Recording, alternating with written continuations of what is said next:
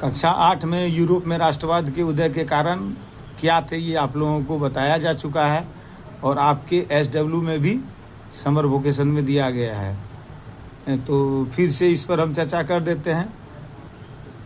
इसका आंसर ही लिख दिए हैं। यूरोप में राष्ट्रवाद के उदय के मुख्य कारणों में फ्रांसीसी क्रांति के आदर्श जैसे समानता, स्वतंत्रता और बंधुत्व, औद्योगिक क्रांति द्वारा नए मध्यम वर्ग का उदय, रूढ़िवादी शासनों के प्रति असंतोष, अब भाषा की पहचान ने महत्वपूर्ण भूमिका निभाई। राष्ट्रवाद को गति देने वाले मुख्य कारक फ्रांसीसी क्रांति, मध्यम वर्ग का उदय, उदारवादी विचार, सांस्कृतिक राष्ट्रवाद, प्रतिक्रिया और विद्रोह। इसको आगे कक्षा में आप ज़्यादा विस्तार से पढ़ेंगे, पर मैं थोड़ा इस पर चर्चा कर देता हूँ।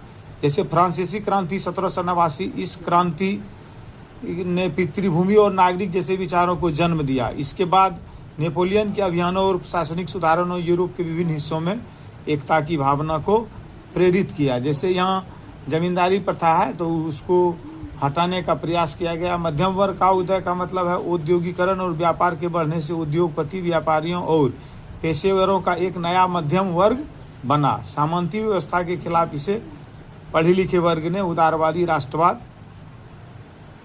व्यक्तिगत स्वतंत्रता और कानून के समक्ष समानता का प्रसार को प्रशस्त किया, मतलब आगे बढ़ाया।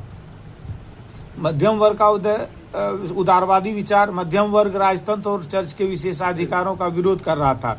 वे एक ऐसी सरकार चाहते थे जो जनता के सहमति और संविधान पर आधारित हो।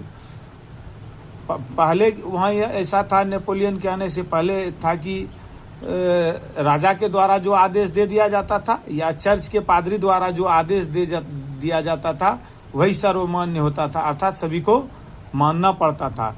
पर नेपोलियन के आने के बाद इसमें बदलाव आने लगा था क्योंकि जनता जागरूक होने लगी थी। सांस्कृतिक राष्ट्रवाद से तात्पर्य है कि क्षेत्रीय भाषाओं के उपयोग ने आम जनता में एक साझा विरासत और सामूहिक पहचान की भावना जागृत करी।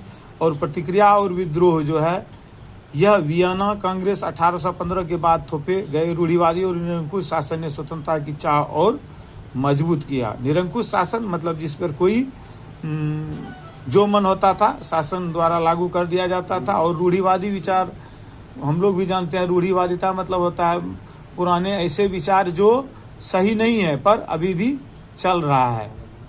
ठीक है।